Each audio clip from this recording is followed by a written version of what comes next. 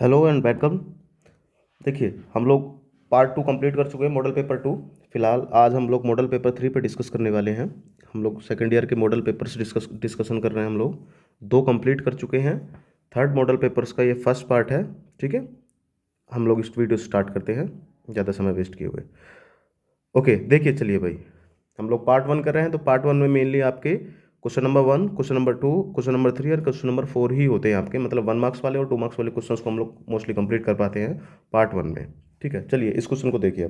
अब चूंकि देखिए 2 हम कंप्लीट कर चुके हैं पहले से, तो कॉन्सेप्ट और लगभग अब रिपीट ही होगा आपका।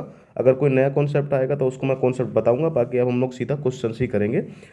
हम लोग कॉन्सेप्ट बता के अब बार बार समय वेस्ट नहीं करेंगे। ठीक है, आप लोगों ने अगर 2 मॉडल पेपर्स नहीं देखे हैं तो प्लीज़ जाके देख लीजिए, डिस्क्रिप्शन में लिंक डाल दूंगा मैं आपको।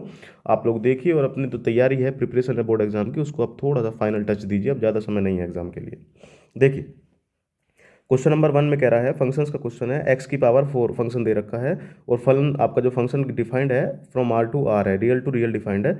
अब आपको वही टाइप्स ऑफ फंक्शंस बताना है कि ये फंक्शन किस टाइप का होगा, आपका 1 1 होगा, 1 2 होगा, नहीं होगा, क्या होगा।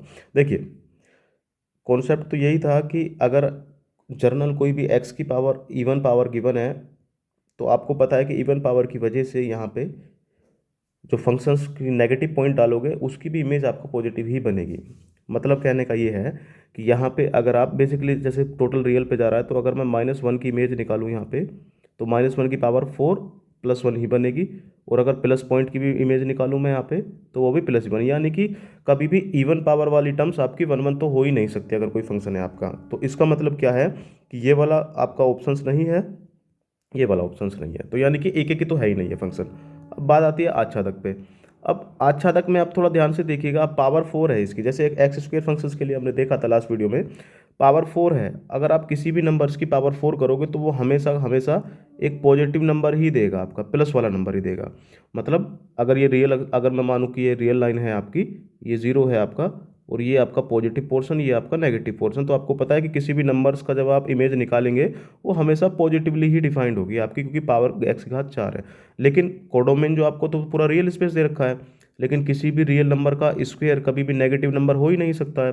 तो इसका मतलब है कि ये पूरे के पूरे इसका जो रेंज सेट है ना, पूरे कोडोमेन को कवर नहीं कर पाएगा। इसका मतलब ये फंक्शंस आपका आच्छादक भी नहीं होगा। तो इसलिए ऑप्शन आपका फोर्थ बनेगा कि ये फंक्शन नाइदर एक एक ही और नोर आच्छादक, यानी कि नाइदर 1 1 नोर ऑन 2 बनेगा आपका। ध्यान रखना, इवन पावर वाले फंक्शंस हो, चाहे एक्स स्क्वेयर हो, या फिर मैं इन जनरल बता रहा हूँ एक्स की पावर 2n फंक्शन हो, चाहे मॉडुलस फंक्शन हो, चाहे किसी भी फंक्शंस का या किसी भी टर्म्स का स्क्वायर गिवन हो, वो कभी भी आपका ना तो 1 1 होगा, ठीक है, और ना ही ऑन टू होगा रियल टू रियल में। वो बात अलग है कि अगर हम इसके कोडोमेन को रेस्ट्रिक्ट कर दें तो ये मे भी बन जाएगा। मतलब अगर यही फंक्शन आपका रियल टू केवल पॉजिटिव रियल नंबर, यानी कि नॉन नेगेटिव रियल नंबर्स पे डिफाइंड होता, तो ये फंक्शन अच्छा तक बन जाता, क्योंकि अब आपका जो ये वाला कोडोमेन है वो टोटल ही इसके पॉजिटिव यानी कि नॉन नेगेटिव वाला पार्ट गिवन है आपका, तो उस केस में बन गया था। तो थोड़ा ध्यान रखना है, लास्ट में देखा था आपने लास्ट मॉडल पेपर में इस तरीके का एक क्वेश्चन आपका। ठीक है, चलिए नेक्स्ट में देखिए। नेक्स्ट मैट्रिक्स कॉन्सेप्ट पे है आपका। आपको 2 मैट्रिक्स दे रखी हैं, पहले का ऑर्डर n/n है, दूसरे का ऑर्डर n/p है। आपको ए बी की कोटि पूछ रहा है, यानी कि ए बी का ऑर्डर पूछ रहा है। जब देखिए, अब आप लोग ए बी की मल्टीप्लाई करते हैं, तो ए का जो आपका ऑर्डर है वो दे रखा है m/n, और बी का ऑर्डर दे रखा है आपको n/p। जब भी आप मैट्रिक्स की मल्टीप्लाई करेंगे तो ध्यान रखना, मैट्रिक्स मल्टीप्लिकेशन पॉसिबल तभी होगा आपका जब फर्स्ट वाले मैट्रिक्स के कॉलम और फर्स्ट और सेकंड वाले की रो सेम रहेगी। यानी कि क्योंकि आपको पता होगा कि हम जब मैट्रिक्स मल्टीप्लाई करते हैं तो हम लोग ये वाला कॉन्सेप्ट यूज़ करते हैं, रो बाय कॉलम। यानी कि फर्स्ट मैट्रिक्स की रो को सेकंड के कॉलम पे ऑपरेट करके उसके बाद हम उसको मल्टीप्लाई करते हैं। तो कंडीशंस यही है मैट्रिक्स मल्टीप्लिकेशन पॉसिबल होने के लिए कि आपका फर्स्ट वाले की जो भी कॉलम्स हैं और फर्स्ट वाले के कॉलम और सेकंड वाले की रो हो, ये सेम होनी चाहिए आपकी। मतलब आप ऐसे देख लीजिए कि ये सेम होने चाहिए, और अगर ये सेम है तो ये मल्टीप्लाई जब इसकी होगी तो ये हट जाएगा, और इसको हटने के बाद इधर m बचेगा और इधर p बचेगा। ये आपका गिवन मैट्रिक्स जो प्रोडक्ट वाली मैट्रिक्स आएगी उसका ऑर्डर बचेगा। तो यहाँ पे फाइनल आंसर आएगा आपका, जैसे दिख रहा होगा, इसकी मल्टीप्लाई करेंगे तो ये खत्म हो जाएगा, तो m/p बचेगा, यानी कि ये बचेगा आपका। ठीक है, इस तरीके से हो गया ये छोटा सा कॉन्सेप्ट था। अब नेक्स्ट में देखिए, फिर से फंक्शंस पे चले गए हम लोग। फंक्शंस भी और स्पेशल टाइप का फंक्शन दे रखा है आपका। फंक्शन गिवन है यहाँ पे ग्रेटेस्ट इंटीजर फंक्शन। ठीक है, अगर आपको इसका आइडिया नहीं है तो थोड़ा सा क्विक आइडिया दे दे रहा हूँ मैं आपको। ग्रेटेस्ट इंटीजर फंक्शंस का मतलब क्या होता है कि अगर x कोई भी आपका रियल नंबर, इन जनरल बता रहा हूँ मैं, अगर x कोई भी आपका रियल नंबर्स है रियल लाइन पे, तो इस x को हम लोग दो पार्ट्स में लिख सकते हैं, m प्लस h में, जहाँ पे m जो रहेगा ये तो रहेगा इंटीजर आपका, और h जो रहेगा ये वाला नंबर रहेगा आपका कोई भी पॉजिटिव नंबर, यानी कि h की वैल्यू रहेगी जीरो से लेके, क्लोज जीरो से लेके ओपन वन तक रहेगी, यानी कि ये हमेशा पॉजिटिव रहने वाला है और वन से छोटा रहेगा। मतलब हर एक रियल नंबर्स को, देखिए एग्जांपल के तौर पे मैं आपको बता रहा हूँ कि कोई भी आप रियल नंबर्स को, एक काम करना है आपको कि उसके जो भी नियर बाई इंटीजर्स है उससे छोटा नियर बाई, उसी के फॉर्म में उसको ट्रांसफर कर देना है। जैसे मान के चलिए कि यहाँ पे मैं 1/2 ले रहा हूँ, तो एक्स आपका 1/2 हो गया। तो 1/2 को मैं दो ऐसे पार्ट में तोड़ूंगा जिसमें पहला पार्ट मेरा इंटीजर रहेगा और दूसरा नॉन नेगेटिव नंबर्स रहेगा जिसकी वैल्यू वन से छोटी रहेगी। तो देखिए 1/2 का ना मैं ऐसे लिख सकता हूँ, 0 + 1/2। मतलब क्या करना है, उस 1/2 से जस्ट छोटा इंटीजर आपको देख लेना है, जस्ट छोटा इंटीजर जीरो आ रहा है, और बाकी जो बचा पोर्सन है वो आपका एच बन जाएगा यहाँ पे। एग्जाम्पल के तौर पर और मान लीजिए, चलिए 3/2 ले लिया मैंने, तो 3/2 देखिए 3/2 आपका जो वैल्यू है 1 और 2 के बीच में आएगी, तो 3/2 के नियर बाई 3/2 से छोटा इंटीजर 1 बनेगा आपका, और उसके बाद बाकी जो बचा हुआ पोर्शन है 3/2 में से 1 घटा दीजिए, आपको दिख रहा होगा 1/2 ही बचेगा। तो ये वाली वैल्यू इंटीजर पार्ट बनेगा और ये वाली वैल्यू आपका एच बनेगा, जिसको फ्रैक्शनल पार्ट बोलते हैं हम लोग। एक्चुअल में ये दोनों फंक्शंस ही होते हैं हमारे, मतलब हम लोग किसी भी एक्स को इस तरीके से लिख सकते हैं दो फंक्शंस के रूप में, ये ग्रेटेस्ट इंटीजर बनेगा और ये फ्रैक्शनल पार्ट फंक्शन बनता है, यानी कि इसको बोलते हैं ग्रेटेस्ट इंटीजर फंक्शन। इसकी वैल्यू हमेशा हमेशा इंटीजर ही होती है कोई भी, यानी कि x से छोटा या नियर बाई जो भी इंटीजर रहेगा, और ये जो बचा हुआ पार्ट है ये 0 और 1 के बीच में रहेगा हमेशा, इसको बोलते हैं फ्रैक्शनल पार्ट फंक्शन आपका। यहाँ पे इस फंक्शंस का रेंज सेट केवल इंटीजर होगा और इस फंक्शन का रेंज सेट 0 to 1 होगा आपका, ये ध्यान रखना, कोई सा भी आपसे पूछा जा सकता है, मैंने टोटली एक्सप्लेन कर दिया है आपको, ठीक है। और जब अगर कभी आप इसका ग्राफ बनाएंगे ग्रेटेस्ट इंटीजर फंक्शन का, तो ग्रेटेस्ट इंटीजर फंक्शंस का जो ग्राफ बनता है आपको दिख रहा होगा, वैल्यू आपके इंटीजर्स और उसके बाद 0 और 1 के बीच वाली वैल्यू आएगी। तो जब कभी इसका ग्राफ बनाएंगे तो देखिएगा इसका ग्राफ इस तरीके से बनेगा, स्टेप फंक्शन बोलते हैं हम लोग इसको, 0 1 2 3, इधर -1 -2 -3, ठीक है। देखिए कैसे बनेंगे ग्राफ, मान के चलिए कि कोई भी एलिमेंट आपका कोई भी नंबर आपका 0 और 1 के बीच में ले रहे हैं आप लोग, यानी कि x बिलोंग्स टू 0 to 1, 1 से छोटा। अब आप जब इसके लिए नियर बाई इंटीजर तो दिख रहा होगा इस, क्योंकि नंबर यहाँ रहेगा तो इससे छोटा नियर बाई इंटीजर जीरो ही रहेगा, प्लस में बाकी बचा हुआ पार्ट आ जाएगा आपका। तो इसका मतलब जी ये वाला पार्ट है, यानी कि ग्रेटेस्ट इंटीजर जो बनेगा, ग्रेटेस्ट इंटीजर का मतलब है कि उसके नियर बाई सबसे बड़ा इंटीजर कौन सा रहेगा, जो कि जीरो है यहाँ पे। तो इस पूरे के पूरे पोर्शंस के लिए ग्राफ आपका यहीं रहेगा, लेकिन जैसे ही वैल्यू 1 होगी, x बराबर 1 होगी, तो इसके लिए ग्रेटेस्ट इंटीजर आपका 1 ही बन जाएगा और फ्रैक्शनल पार्ट आपका जीरो हो गया। तो इसका मतलब इसकी जो इमेज है वो यहाँ से यहाँ पर अगर 1 मानूँ तो ये यहाँ पे चली जाएगी, और फिर उसके बाद 1 से 2 के बीच में सब पे यहीं रहेगा, उसके बाद 2 पे फिर से ऊपर चला जाएगा, 2 पे आपका फिर से 3 से ऊपर चला जाएगा, ठीक है। तो इस तरीके से बनेगा, और इधर नीचे ऐसे आ जाएगा, इस तरीके से आ जाएगा, ठीक है, ऐसे आ जाएगा।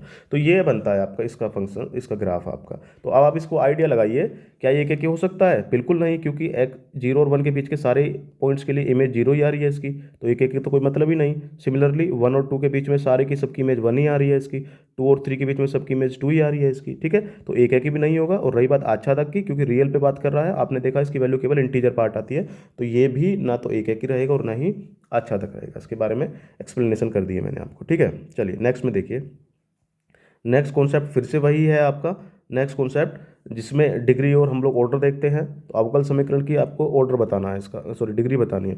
तो डिग्री के लिए मैंने आपको बताया था कि आप हाईएस्ट ऑर्डर डेरिवेटिव देख लीजिए जिसमें सबसे ज़्यादा बार अवकलन हो रहा हो। इस दिख रहा होगा इसमें सबसे ज़्यादा बार अवकलन है, इसी की जो भी घात बनेगी वही पूरे डिग्री इसकी घात बन जाएगी अवकल समीकरण की, जो कि कितनी है यहाँ पे 3 है, ठीक है। नेक्स्ट देखिए, अब ये क्वेश्चन तो देखिए लास्ट मॉडल पेपर में भी था, आई डॉट आई 1 हो जाएगा, जे डॉट जे भी 1 हो जाएगा, के डॉट के भी 1 हो जाएगा।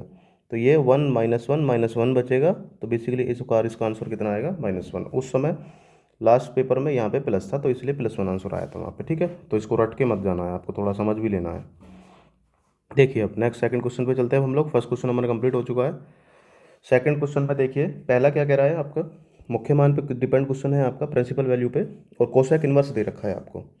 आपको गिवन है कोसेक इन्वर्स 2। अब देखिए, जब आपको इस तरीके से वैल्यू गिवन होती है तो हम लोग कैसे काउंट करते हैं, आप लोग ये देख लीजिए, देखिए डायरेक्ट भी कर सकते हैं आप इसको। कोसेक इनवर्स 2 है आपका, कोसेक इनवर्स 2, कोस में किस एंगल की वैल्यू होती है, कोसेक में आप उसको लिख दीजिए। कोसेक इनवर्स जैसे आपको पता है, कोसेक में ये वैल्यू π/6 की होती है, दैट इज 30 डिग्री की होती है, ये वैल्यू आपको पता होगा क्योंकि साइन का उल्टा होता है, साइन 30 1/2 होता है आपका। तो अब कोसेक का आप लोगों ने जो कोसेक इनवर्स है उसका डोमेन और रेंज पढ़ा होता है, बताया था मैंने आपको। जो इस फंक्शन का डोमेन था वो तो आपका -1 टू मतलब -∞ टू -1 यूनियन 1 टू इन्फिनिटी, देखा होगा आपने। अगर नहीं देखा तो प्लीज़ पार्ट 1 देख लीजिए, मॉडल पेपर 1 में मैंने इसको प्रॉपरली एक्सप्लेन किया हुआ है, और एक स्पेशल वीडियो भी है इनवर्स ट्रिग्नोमेट्रिक फंक्शंस की, जिसको मैंने एक्सप्लेन किया हुआ था सारा, आप लोग प्लीज़ जाके देखिए उसको। ये डोमेन होता है और इसका जो रेंज सेट बनता है वो बनता है आपका -π/2 से +π/2, ठीक है, और उसमें से 0 निकाल दिया जाता है, ये है इसका।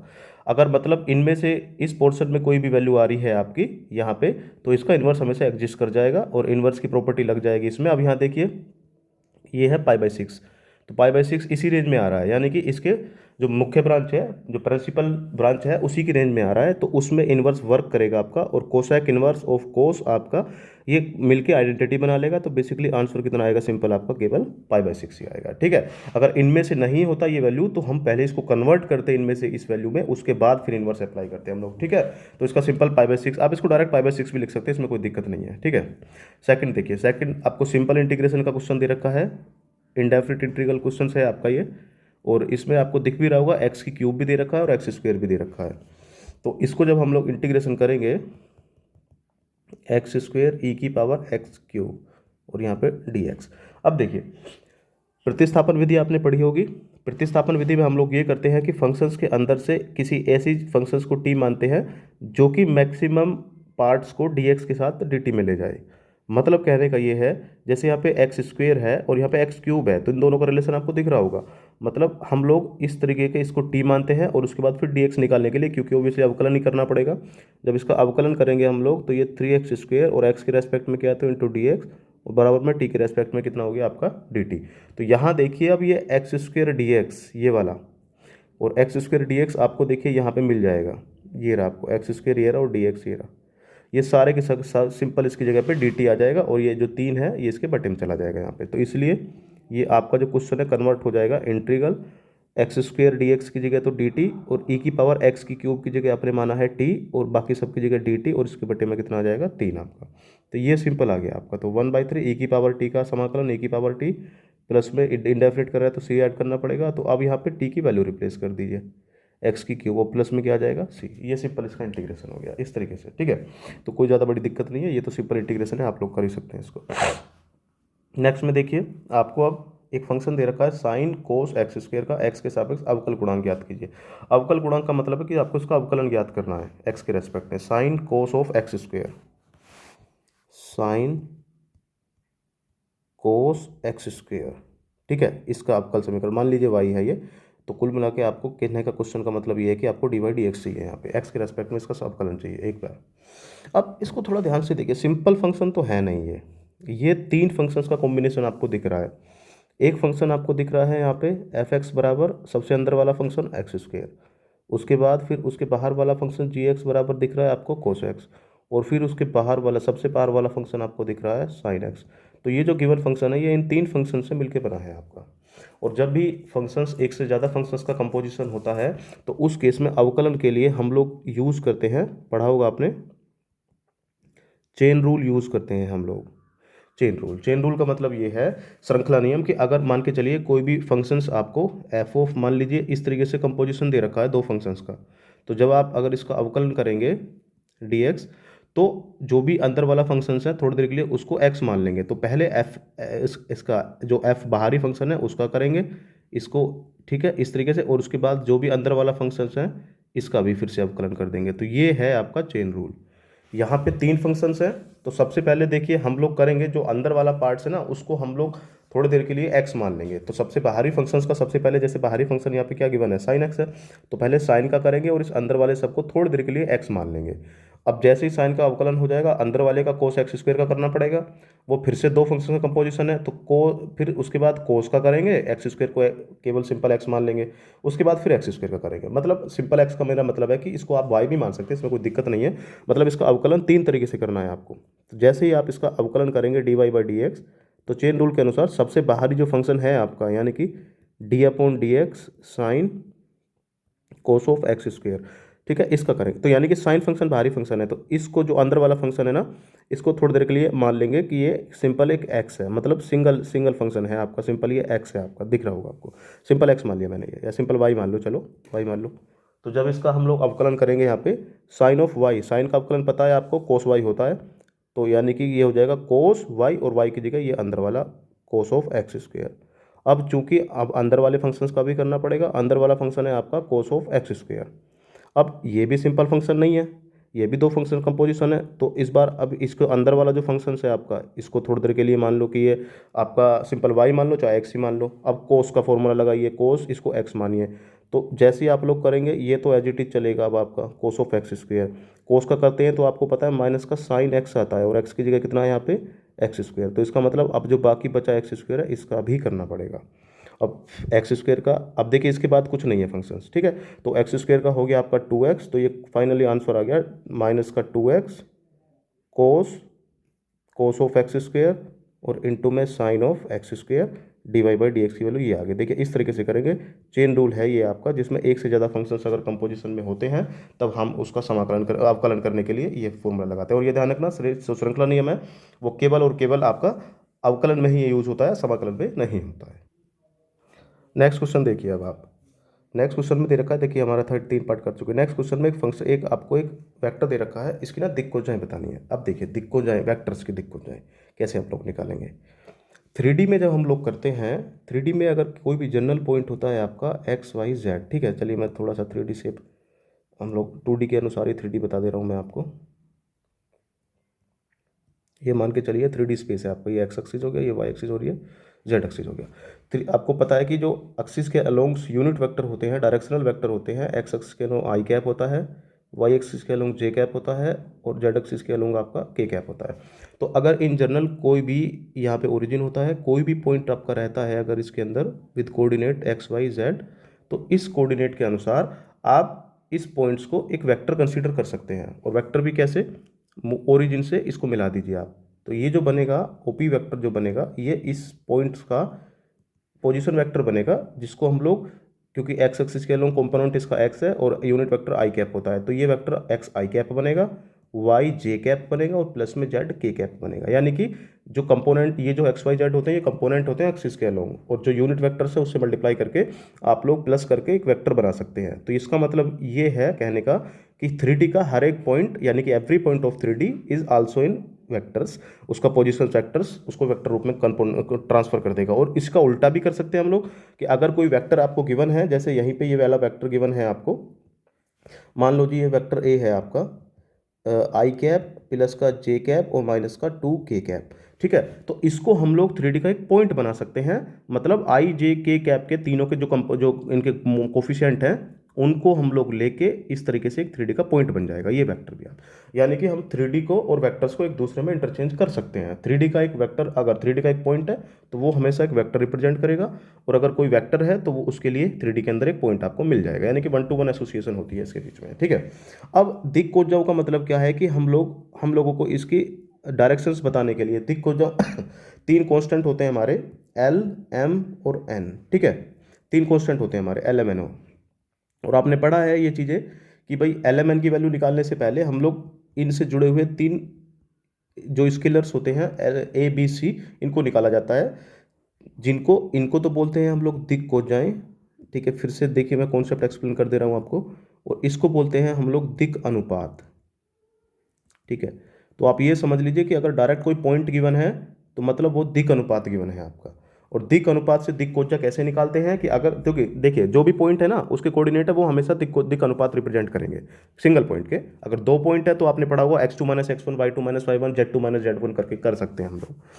तो अगर आपको ABC की वैल्यू मिल गई तो उसके बाद LMN फाइंड आउट करना है, तो फॉर्मूला यही होता है आपका कि a अपॉन में under root A square plus B square plus में सी स्क्वेयर।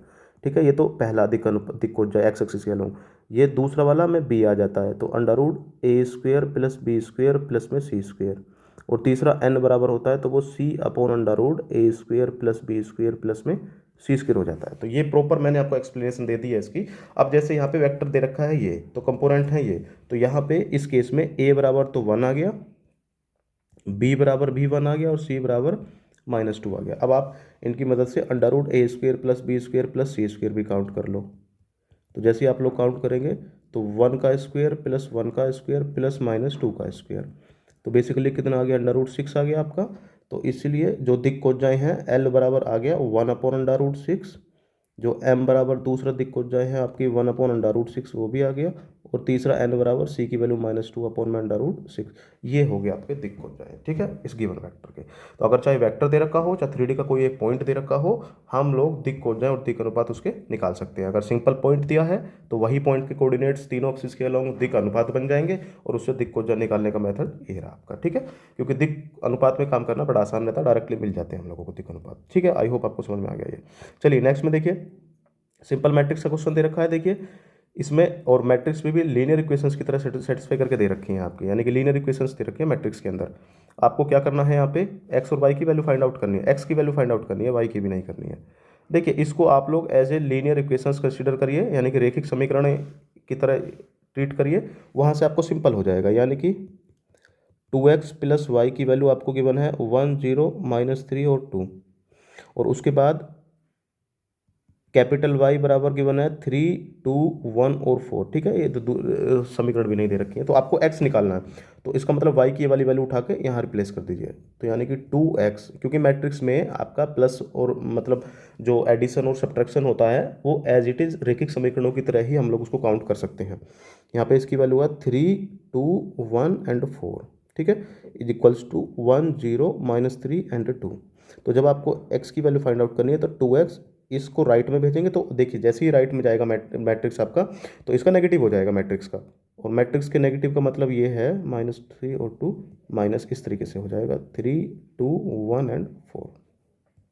सिंपल, आपको पता है मैट्रिक्स का एडिशन सब्ट्रैक्शन कंपोनेंट वाइज होता है, तो इस पहले कंपोनेंट में से ये घट जाएगा तो कितना आएगा -2, फिर दूसरे कंपोनेंट में से ये घट जाएगा तो ये भी कितना आएगा -2, फिर इसमें से ये घट जाएगा आपका तो ये -4 आ जाएगा, और इसमें से ये घट जाएगा आपका तो ये भी आपका -2 आएगा। ये वैल्यू चलिए 2x की, x की वैल्यू फाइंड आउट करनी है, तो ये 1/2 हो जाएगा, -2 -2 -4 एंड -2। अब जैसे 2 से डिवाइड हो जाएगा तो हर एक कंपोनेंट में ध्यान रखना, मैट्रिक्स में ये एप्लीकेबल है कि अगर आप किसी भी एक नंबर से मल्टीप्लाई करोगे तो उसकी मल्टीप्लाई टोटल एलिमेंट में हो जाएगी। यानी कि अगर ABCD आपको गिवन है और आपको m इंटू a निकालना है तो m की मल्टीप्लाई हर एक एलिमेंट में हो जाएगी आपकी। ये मैट्रिक्स में है, मैट्रिक्स के किसी स्केलर का मल्टीप्लिकेशन है ये। तो 1/2 अगर बाहर है तो सभी में 1/2 से डिवाइड हो जाएगा, तो ये -1 ये -1 ये -2 और ये भी -1, ये आपका x आ जाएगा। इस तरीके से निकालेंगे हम लोग। ठीक है, आई होप आपको क्लियर हो गया। चलिए नेक्स्ट में देखिए, नेक्स्ट क्वेश्चन देखिए, क्वेश्चन नंबर 3 देखिए। अब क्वेश्चन नंबर 3 में क्या कह रहा है, देखिए रिलेशन का क्वेश्चन दे रखा है ये आपको। रिलेशन में क्या कह रहा है ये, इसको समझिए पहले। f एक फंक्शन दे रखा है, कोई भी जनरल फंक्शन है x से लेके y पे। ठीक है, अब x में एक रिलेशन डिफाइन कर रखा है इसने, यानी कि डोमेन के अंदर एक रिलेशन डिफाइन कर रखा है कि डोमेन के वो दोनों एलिमेंट एक दूसरे के साथ जुड़ेंगे, रिलेट करेंगे जब फंक्शंस में दोनों की वैल्यू सेम रहेगी, यानी कि f ऑफ a का मान f ऑफ b के बराबर रहेगा। आपको चेक करना है कि क्या ये तुल्यता संबंध बनेगा या फिर नहीं बनेगा। देखिए इसमें इस फंक्शन में आपको जो रिलेशन दे रखा है, आर रिलेशन दे रखा है इस तरीके से कि आपका दो एलिमेंट एक दूसरे से रिलेट करेंगे जिसके अनुसार f में दोनों की वैल्यू अगर उनकी सेम आएगी, और f कोई भी फंक्शन दे रखा है कैपिटल X से y में आपका, और ऑब्वियसली बात है डोमेन तो कैपिटल X से ही आएगा, तो यानी कि फंक्शन रिलेशन आपका डिफाइंड है कैपिटल X पे। इसको आप लोग ऐसे भी लिख सकते हैं, a related b if and only if f a बराबर एफ बी, यानी कि वो दोनों एलिमेंट रिलेट करेंगे जब फंक्शंस की वैल्यू दोनों पॉइंट्स के लिए समान रहेगी आपकी। तो रिलेशन आई होप आप समझ गए होंगे। अब सबसे पहले स्वतुल्य दिखाएंगे। स्वतुल्य दिखाने का तरीका वही है कि हम लोग एक एलिमेंट कंसीडर करेंगे, ठीक है, कैपिटल एक्स का। अब आपको पता है कि क्योंकि एक से ही काम चलाना है हमें, तो जब दोनों तरफ से, दोनों में बी की जगह भी ए ही आ जाएगा आपका, और ये आपको पता है कि एफ ऑफ ए का मान एफ ऑफ ए, क्योंकि जब दोनों सेम एलिमेंट हैं तो इमेज तो ऑब्वियसली सेम ही बनेगी उनकी। तो यानी कि ये वाली साइड आपको मिल गई, बी की जगह पे ए मिल गया यहाँ पे। तो जब बैक जाएंगे यहाँ से तो यहाँ पे बी की जगह भी ए आ जाएगा, तो इसका मतलब ये क्या मिल जाएगा, ए रिलेटेड ए मिल जाएगा। अब चूंकि ए कोई भी जनरल एलिमेंट था तो इसका मतलब ये रिलेशन आपका स्वतुल्य बन गया। ठीक है, इस तरीके से दूसरे पे नंबर पे हम लोग निकालेंगे सम्मित। इसमें कोई ज़्यादा बड़ी बात नहीं है, थोड़ा रिलेशन समझिए और उसके बाद आपको सिंपल डेफिनेशन याद करिए। सम्मित के लिए आपको पता है 2 एलिमेंट चूज करते हैं आप लोग, जिसमें पहले को दूसरे के साथ लेके चलते हैं। ठीक है, ये लेके चलते हैं और आपको दिखाना क्या होता है, दूसरे का पहले के साथ वही रिलेशन दिखाना होता है। अब देखिए, जब पहला दूसरे के साथ रिलेट कर रहा है, यानी कि इसके साथ रिलेट कर रहा है, तो ये इंप्लाई हो जाएगा यहाँ पे एफ ऑफ ए किसके बराबर हो जाएगा, एफ ऑफ बी। अब जब दोनों बराबर हैं तो इसको मैं उल्टा भी लिख सकता हूँ, एफ ऑफ बी बराबर भी एफ ऑफ ए। इसका मतलब बी की जगह पे यहाँ पे ए की जगह पे बी आ गया और बी की जगह पे ए आ गया, तो बैक में जब जाएंगे तो ए की जगह पे बी और बी की जगह पे क्या आ जाएगा, ए। तो इसका मतलब क्या आ जाएगा, रिलेशन के अनुसार बी रिलेटेड है। अब ए और बी कोई भी जनरल एलिमेंट थे आपके, तो इसका मतलब ये आपका स्वतुल्य भी बन गया, सम्मित भी बन गया, सॉरी। देख लो यहाँ पे कोई दिक्कत किसी को, पहले 2 एलिमेंट चूज करें, दोनों को एक दूसरे के साथ रिलेट लेकर चलेंगे, पहले को दूसरे के साथ, और जैसे ही पहले को दूसरे के साथ रिलेट किया डेफिनेशन के अनुसार पहले की इमेज दूसरे की इमेज के बराबर आ गई। अब हम इसको उल्टा लिख सकते हैं, अब दूसरे की इमेज पहले की इमेज के बराबर है तो इसका मतलब दूसरा भी पहले से रिलेट कर जाएगा आपका, क्लियर। अब तीसरे में संक्रमक देखिए, अब संक्रमक में आपको पता है कि हम लोग 3 एलिमेंट चूज करते हैं।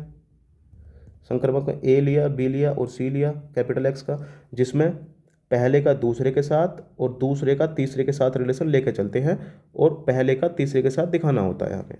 अब देखिए फिर से डेफिनेशन लगाइए, पहला दूसरे के साथ रिलेट कर रहा है तो यानी कि इन दोनों की इमेज एक दूसरे के बराबर रहेगी एफ के अंडर, और यहाँ बी सी से रिलेट कर रहा है तो एफ ऑफ बी की इमेज भी एफ ऑफ सी के बराबर रहेगी, आपकी दोनों बराबर रहेंगी।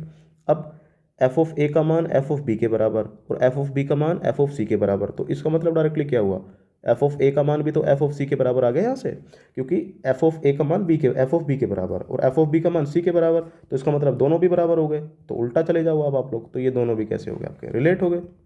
कोई भी जनरल एलिमेंट के लिए था आपका ये, इसका मतलब ये संक्रमक भी हो गया। अब ये तीनों संबंध हो गया तो ये संबंध क्या बन जाएगा आपका, ये तुल्यता संबंध बन जाएगा। इसमें सिंपल फंक्शंस की डेफिनेशन लगी है, फंक्शंस के गिवन फंक्शंस के अंडर सेम इमेज ली जा रही है आपकी, ठीक है। ओके चलिए हो गया होगा क्लियर, कोई दिक्कत नहीं इसमें। नेक्स्ट में देखिए आपका इनवर्स ट्रिग्नोमेट्रिक फंक्शंस का क्वेश्चन दे रखा है आपको ये, और इसमें एक जनरल आपको सरलतम रूप में लिखना है, सिंपलेस्ट फॉर्म में लिखना है। क्वेश्चन दे रखा है आपका tan इनवर्स कोस एक्स बटे में 1 माइनस साइन एक्स।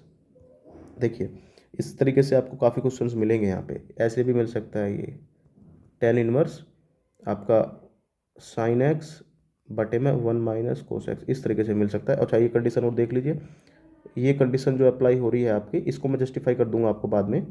ये कंडीशन सिर्फ इसलिए डिफाइंड हो रही है ताकि इनवर्स जो है आपका tan इनवर्स वो सूटेबल जो भी उसकी रेंज सेट है ना उसी पे डिफाइंड हो पाए, ठीक है। इस क्योंकि x की वैल्यू इनके बीच में आएगी तो ये अंदर वाला जो फंक्शन आएगा, आपको पता है tan इनवर्स का जो रेंज सेट होता है वो 0 to पाई होता है, तो ये वैल्यू 0 to पाई के बीच में ही आएगी आपकी हमेशा, ठीक है। x की वैल्यू अगर इनके बीच में है तो चलिए, सॉरी 0 to पाई मतलब रेंज सेट बोला था मैंने ये, हाँ डोमेन इसका कंप्लीटली लीनियर स्पेस ही बनेगा आपका। चलिए देखिए, अब देखिए थोड़ा ध्यान से, हम लोगों को बेसिकली कहने का मतलब है कि अगर बाहर tan इनवर्स है तो अंदर भी हमें यही करना है सिंपलेस्ट फॉर्म बनाने के लिए कि अंदर वाली चीज़ें tan के रूप में ही कन्वर्ट हो जाए हमारी, tan के रूप में, क्योंकि इनवर्स बाहर है, अगर अंदर tan आएगा तो tan इनवर्स ऑफ tan आपका आइडेंटिटी बन जाएगा, तो अंदर वाला फंक्शन ही आ जाएगा आपका। अब आपको जो आपका मेन पर्पस ये है कि अंदर वाले को tan के रूप में ब्रेक करना है आपको, लेकिन यहाँ पे कोस एक्स है, यहाँ पे 1 माइनस साइन एक्स है। आपने शायद कोस के फॉर्मूले पढ़े होंगे ये वाले, 1 माइनस कोस 2x या फिर 1 माइनस कोस 2x, छोड़िए कोस 2x के फॉर्मूले पढ़े होंगे आपने, 2-3 फॉर्मूले। कोस 2x मेनली नेम है उनका, 1 कट करने वाले फॉर्मूले बोलते हैं हम उनको। एक फॉर्मूला तो स्पेशल साइन के रूप में होता है और एक फॉर्मूला स्पेशल कोस के रूप में होता है आपका। अब लेकिन यहाँ पे क्या दे रखा है आपको, साइन एक्स दे रखा है, लेकिन अब अच्छा एक चीज़ और, अगर यहाँ पे 2x ना हो, 2x की जगह पे केवल x हो, तो आपको पता है कि यहाँ पे इसका हाफ आ जाएगा, यानी कि बाई 2 के फॉर्मूले बन जाएंगे आपके। लेकिन ये फॉर्मूले कोस के लिए होते हैं, लेकिन 1 दे रखा है यहाँ पे साइन के साथ, तो आपका पहला पर्पस ये है कि इस साइन को कोस बनाना है और इस कोस को फिर से साइन बनाना है, ताकि फॉर्मूला आपका ठीक से जनरेट हो जाए, क्योंकि 1 कट करने वाले फॉर्मूले केवल कोस के होते हैं। तो पहला पर्पस है कि इस साइन को कोस बनाना है, लेकिन बनाएंगे कैसे, अब उसमें 2 तरीके हैं।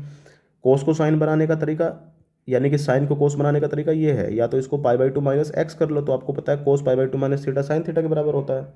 और एक दूसरा आपको ये भी पता है कि cos pi by two plus X करेंगे तो ये माइनस का साइन एक्स के बराबर होगा। यानी कि आप दो तरीके से साइन बना सकते हैं।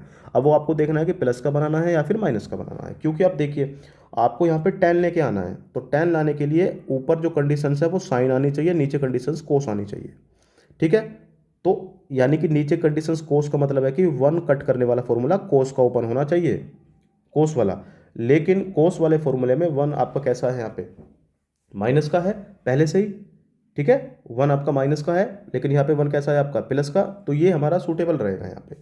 तो उसके लिए यहाँ पे हमें प्लस चिन्ह होना चाहिए, क्योंकि अगर यहाँ पे माइनस होगा तो माइनस से मल्टीप्लाई होकर ये प्लस बन जाएगा और फिर इस वन को काट नहीं पाएगा ये।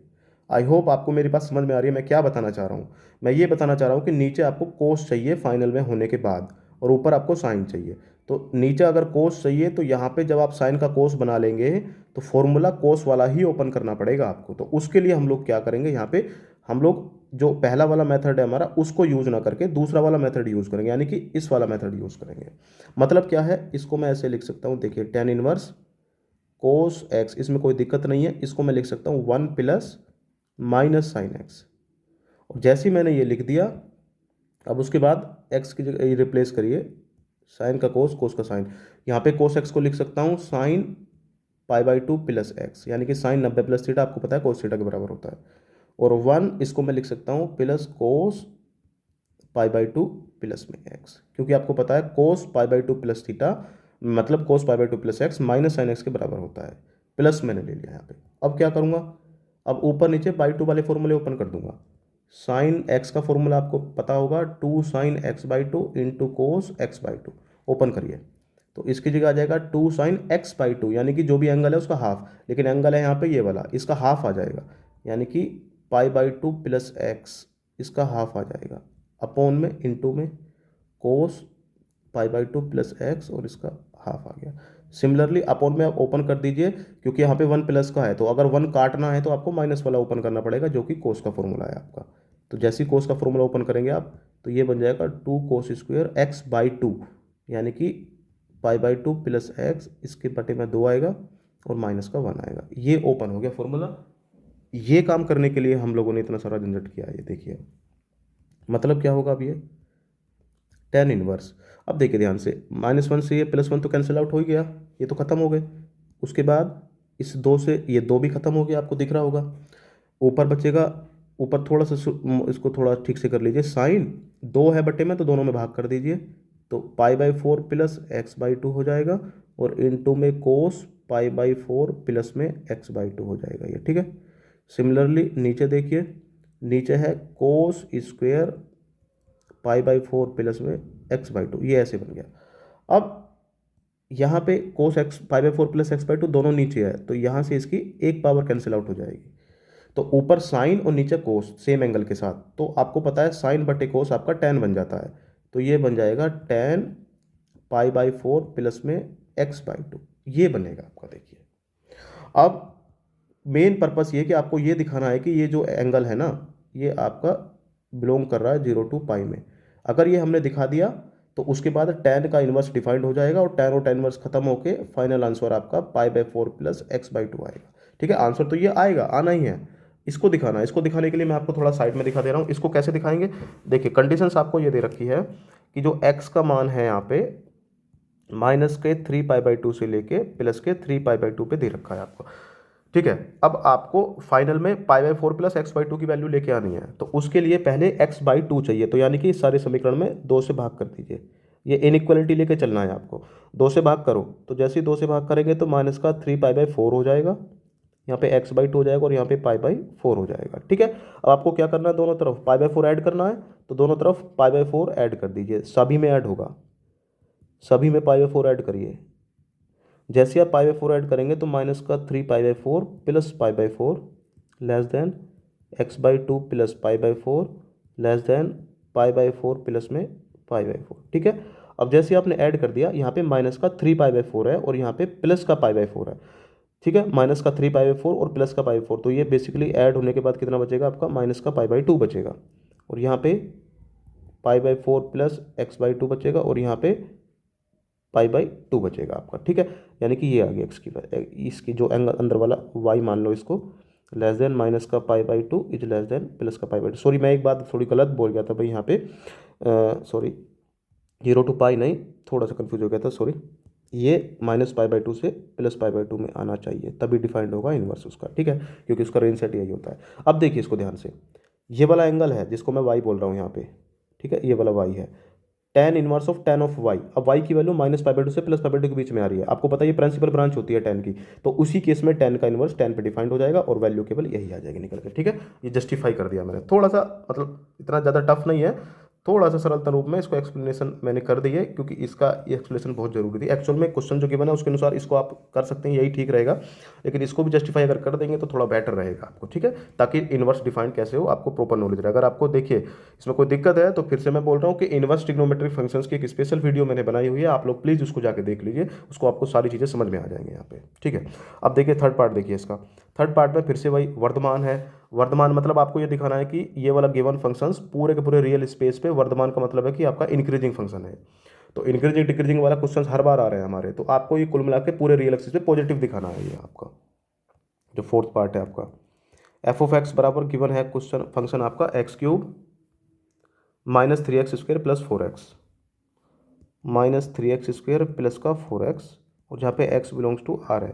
आपको ये पूरा का पूरा फंक्शन टोटल रियल स्पेस पे इंक्रीजिंग दिखाना है। तो इंक्रीजिंग डिक्रीजिंग दिखाने का कॉन्सेप्ट वही है, पिछले वीडियो में मैं एक्सप्लेन कर चुका हूँ कि फंक्शन का डेरिवेटिव ग्रेटर देन जीरो होना, greater than equal to zero होना चाहिए फॉर ऑल x के लिए, और ये तो इंक्रीजिंग रहेगा, और अगर फंक्शन का derivative less than equal to zero है फॉर ऑल x के लिए तो फंक्शन आपका डिक्रीजिंग रहेगा, ठीक है। तो आपको कुल मिला के डेरिवेटिव निकालना है, तो डेरिवेटिव निकालिए, x के रेस्पेक्ट में इसका अवकलन करिए एक बार, तो ये थ्री एक्स स्क्वेयर आएगा माइनस का सिक्स एक्स आएगा और प्लस में कितना आएगा फोर। अब आपका टारगेट ये है कि इसको हर एक पॉइंट एक्स के लिए पॉजिटिव दिखाना है आपको।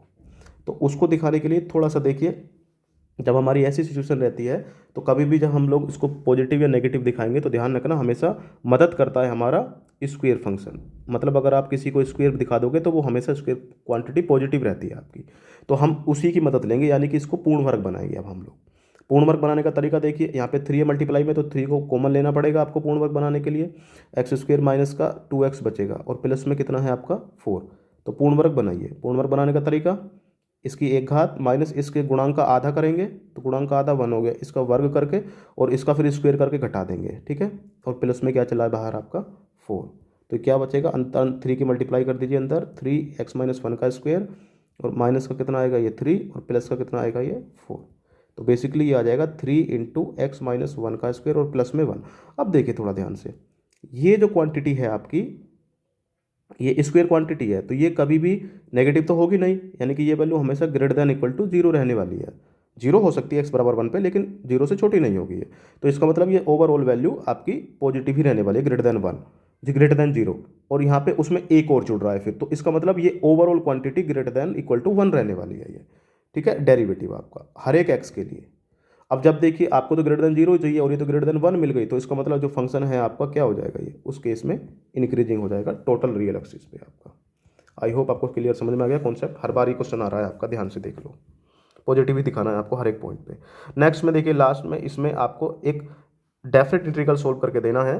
डेफिनेट इंटीग्रल का देखिए ये सिंपल है एक्चुअल में, ये टफ नहीं है, मैं इसको बता दे रहा हूँ आपको थोड़ा सा। अगर देखिए ध्यान रखना, अगर डेफिनेट इंटीग्रल में अगर लिमिट गिवन हो आपको और फंक्शंस का सिंपल इंटीग्रेशन नहीं हो पा रहा हो, तो ध्यान रखना आपके पास एक और मोस्ट वेपन है आपका डेफिनेट इंटीग्रल में, वो है उसकी प्रॉपर्टीज़। जो भी डेफिनेट इंटीग्रल्स की प्रॉपर्टीज़ आपने पढ़ी हैं लास्ट लेक्चर में, जब हमने सेकंड मॉडल पेपर का थर्ड पार्ट किया था, उसमें मैंने आपको सारी इंटीग्रेशंस की प्रॉपर्टी एक्सप्लेन की हुई हैं, आप नहीं देखें तो देख लेना प्लीज़ जाके। तो हम लोग डेफिनेट इंटीग्रल का यूज़ करेंगे, zero to pi by two d x upon में one plus under root ten x. इसको सिंपल आप इंटीग्रेट नहीं कर सकते, काफ़ी टफ फंक्शन बनेगा आपका, तो उसके लिए हम लोग इसकी सिंपल प्रॉपर्टी यूज़ करेंगे, और प्रॉपर्टी भी केवल ये वाली, zero to a f x d x को आप लोग zero to a f of a minus x d x लिख सकते हैं, वैल्यू पे कोई इम्पैक्ट नहीं पड़ेगा, मतलब अपर लिमिट माइनस एक्स कर सकते हैं हम लोग यहाँ पे वेरिएबल को। तो zero to pi by two d x upon में one plus under root ten x की जगह आ जाएगा pi by two minus x, ठीक है। अब देखिए वैल्यू पे कोई इम्पैक्ट पड़ा नहीं, क्योंकि ये भी वैल्यू आई के बराबर ही है, तो zero to pi by two. अब मुझे ये बताइए tan pi by two minus theta क्या होता है, tan pi by two minus x याद होगा आपको, कोट एक्स के बराबर होता है, ठीक है। अब इसको थोड़ा सा मॉडिफाई कर लीजिए, क्योंकि ऊपर 10 में है तो इसको भी 10 बना लीजिए। कोटेक्स इसको कर देंगे 1/√10x, ठीक है, अपॉन में 1, एलसीएम √10x आ गया आपका। तो जैसे ही √10x आपका एलसीएम आया, ठीक है, तो dx है ऊपर, अपॉन में यहाँ पे बचेगा 1 + √10x, ठीक है। इसके बटे में 1 मान के ये तो ऊपर चला जाएगा, ये यहाँ जाएगा, तो बेसिकली ये बन जाएगा 0 to π/2 √10x बटे में 1 + √10x, ठीक है। ये i की ही वैल्यू चल रही है आपकी, इसको मान लो सेकंड आपका, ठीक है। अब आप क्या करते हैं, आपको पता होगा, दोनों को ऐड करते हैं आप लोग, फर्स्ट प्लस सेकंड कर दीजिए, क्योंकि जब आप ये फोर्थ ये वाली प्रॉपर्टी अप्लाई करते हैं 0 to a वाली, a - x वाली, तो उसके बाद आपको मोस्टली ऐड ही करना होता है लेफ्ट साइड को, क्योंकि दोनों साइड बराबर रहती हैं वो लेफ्ट साइड। तो जैसे ही आप ऐड करेंगे फर्स्ट प्लस सेकंड कर दो आप, तो लेफ्ट में i + i हो जाएगा, इसकी राइट साइड है dx बटे 1 + √10x, प्लस ये है आपके राइट साइड इसके 0 to π/2 √10x बटे में 1 + √10x dx, ठीक है। अब देखिए दोनों की लिमिट सेम है इंटीग्रेशन की, तो दोनों एक ही बार में आ जाएंगे, और दोनों का दिख रहा होगा आपको एलसीएम सेम आ रहा है, तो यहाँ पे बचेगा 1 प्लस और यहाँ पे बचेगा √10x, और बाहर आ जाएगा आपका dx। अब देखिए ऊपर नीचे दोनों सेम दिख रहे हैं ना, 1 + √10x, ये कैंसिल आउट हो जाएगा, तो बेसिकली यहाँ पे आएगा 0 to π/2, क्या आएगा, केवल 1 आएगा। 1 का जब आप समाकलन करेंगे x आएगा, लिमिट है 0 to π/2, upper limit minus lower limit कर दीजिए तो π/2 आ गया, लेकिन ध्यान रखना वैल्यू किसकी चल रही है यहाँ पे, ये 2i की, आपको i की वैल्यू फाइंड आउट करनी है, 2 से भाग कर दीजिए, कितना आएगा आपका i की वैल्यू, π/4 आ जाएगी। इस तरीके से देखिए ये सोल्यूशन आ जाएगा सिंपल डेफिनेट इंटीग्रेशन का आपका, ठीक है, 2 मार्क्स का था ये। ओके, चलिए हमारे ये क्वेश्चंस कंप्लीट हो चुके हैं। अब हम लोग नेक्स्ट क्वेश्चन पे चलते हैं। क्वेश्चन नंबर 3 हो चुका है हमारा कंप्लीट। देखिए वीडियो थोड़ी सी लंबी होती जा रही है, लेकिन इस क्वेश्चन को मैं आपको बता रहा हूँ। क्वेश्चन नंबर 4 को भी हम एक्सप्लेन कर देना है, क्योंकि ज़्यादा बड़े क्वेश्चन नहीं है ये आपके। देखिए क्या कह रहा है इसमें, पहले पार्ट में दो बिंदु दे रखे हैं, होकर जाने वाले सदिश का समीकरण ज्ञात कीजिए। देखिए सदिश समीकरण ज्ञात कीजिए रेखा के सदिश समीकरण। देखिए ये ध्यान रखिए, अभी मैंने आपको बताया है कि 3D का हर एक पॉइंट एक वेक्टर रिप्रेजेंट करेगा, और हर एक वेक्टर एक 3D का पॉइंट रिप्रेजेंट करेगा। तो दो कंडीशंस हैं रेखा के समीकरण की वेक्टर रूप में, रेखा का सदिश समीकरण। दो केस हैं। पहले केस में कि अगर रेखा वेक्टर ए से तो होके जा रही है, और उसका जो वेक्टर बी है वो डायरेक्शनल वेक्टर दे रखा है, यानी कि वेक्टर बी की दिशा में दे रखी है, तो रेखा का समीकरण आपका ये बनता है, वेक्टर आर बराबर वेक्टर ए प्लस लैम्डा, कोई भी कांस्टेंट लैम्डा वेक्टर वैल्यू, ये बनता है जब रेखा वेक्टर ए से होके जाए और वेक्टर बी की दिशा में जाए। और दूसरा क्या है कि दो वेक्टर से अगर होके जाए लाइन, वेक्टर वे वेक्टर बी से होके जाने वाली रेखा का समीकरण का सूत्र आपको याद होगा, वेक्टर आर, क्योंकि जब दो पॉइंट आपको दे दिए तो डायरेक्शनल वेक्टर इन दोनों का डिफरेंस बन जाएगा, तो यानी कि वेक्टर ए प्लस में लैम्डा, इसकी जगह vector b minus vector a, ये होता है आपका रेखा का समीकरण। क्योंकि जो पासिंग पॉइंट दे दिए तो आप उन दोनों पासिंग पॉइंट के डिफरेंस को करके डायरेक्शनल वेक्टर निकाल सकते हैं, तो ये है समीकरण है आपकी।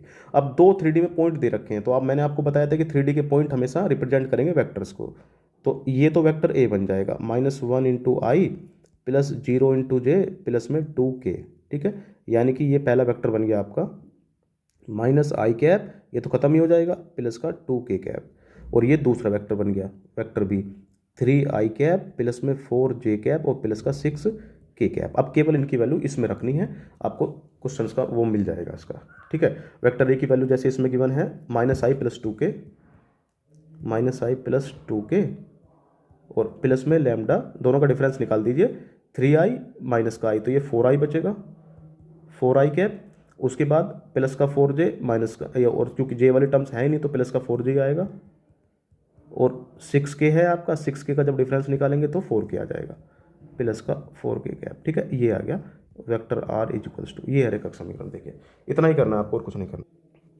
नेक्स्ट क्वेश्चन देखिए, अब नेक्स्ट क्वेश्चन देखिए प्रोबेबिलिटी का है। देखिए ये लास्ट मॉडल पेपर में भी हमने सोल्व किया हुआ है, कंडीशनल प्रोबेबिलिटी की वैल्यू निकालनी है, पी ए पी बी और पी ए यूनियन बी दे रखा है, इसकी मदद से पहले हम लोग पी ए इंटरसेक्शन बी निकाल लेंगे और उसके बाद फिर कंडीशनल प्रोबेबिलिटी का सूत्र लगा देंगे, पी ए इंटरसेक्शन बी बटे में पी बी, ठीक है। मैं इसको फिर से नहीं एक्सप्लेन कर रहा हूँ, आपको बार बार नहीं कर रहा हूँ एक्सप्लेनेशन, इसको आप लोग खुद से देख सकते हैं, नहीं प्रीवियस वीडियो जाके देख लीजिए आप लोग। अब अगले में देखिए, देखने से क्वेश्चन से आसान लग रहा है, साइन एक्स का आपको अवकलन करना है सिर्फ, और कुछ नहीं करना है। लेकिन इसमें थोड़ा एक ट्विस्ट ये है कि यहाँ पे एक्स ना डिग्री में दिया है, लेकिन आपको पता है कि जब कभी आप कैलकुलस पोर्शन पढ़ते हैं तो उसमें हमेशा एंगल रेडियन में गिवन होना चाहिए। तो आपको पहला काम ये है कि आपको जो एक्स डिग्री में है इसको रेडियन में बदलिए।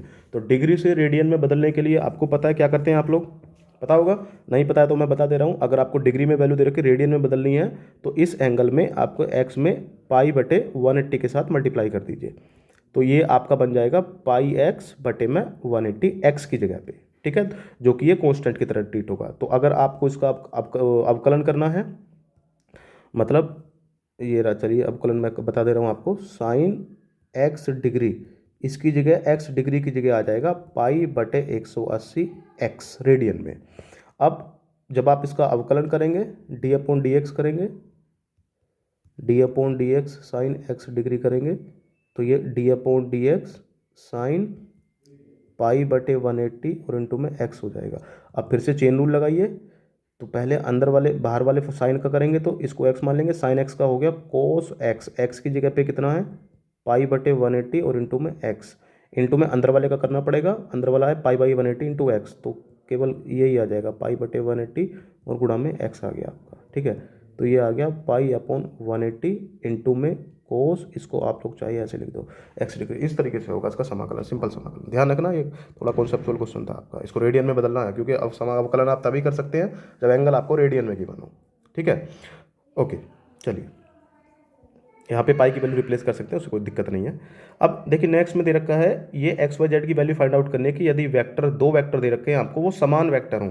अब समान वेक्टर्स की डेफिनेशन आपने पढ़ी होगी, दो वेक्टर्स आपके समान होंगे, वेक्टर ए व वेक्टर बी आपके समान होंगे अगर पहली चीज उनकी डायरेक्शन समान हो, यानी कि दिशा समान हो उनकी, और दूसरी चीज है कि उनका मैग्नीट्यूड, यानी कि मैग्नीट्यूड समान हो उनका, यानी कि मॉडुलस समान हो उनका, एक जैसा हो आपका। और अगर दो वेक्टर दे रखे हैं तो समान का मतलब है कि इस तरीके से दोनों वेक्टर आपसे एक्स वाई जेड की वैल्यू पूछी है, तो पहला वेक्टर है एक्स आई प्लस 2j प्लस जेड के, एक्स आई प्लस 2j प्लस में जेड के बराबर दे रखा है आपको 2i प्लस वाई जे प्लस के, 2i प्लस वाई जे प्लस में के क्या है। तो ये बराबर तब होंगे जब ये इनके कंपोनेंट एक दूसरे के बराबर होंगे, ठीक है। ये बराबर कब होंगे, जब कंपोनेंट मतलब आई कैप का गुणांक आई कैप के बराबर, जे कैप का गुणांक जे कैप के बराबर और के कैप का गुणांक के कैप के बराबर। तो यहाँ से इस कंडीशन से अप्लाई करके दिख रहा होगा आपको सीधा सीधा एक्स बराबर 2 आ जाएगा, वाई बराबर भी 2 आ जाएगा और जेड बराबर आपका 1 आ जाएगा। ये सिंपल क्वेश्चन था आपका। इक्वल वेक्टर्स का मतलब है मैग्नीट्यूड और डायरेक्शन में सेम होने चाहिए आपको, ठीक है। तो क्वेश्चन नंबर 4 हमने कंप्लीट कर चुका है। देखिए हमारे जो शॉर्ट आंसर टाइप थे वो कंप्लीट हो चुके हैं।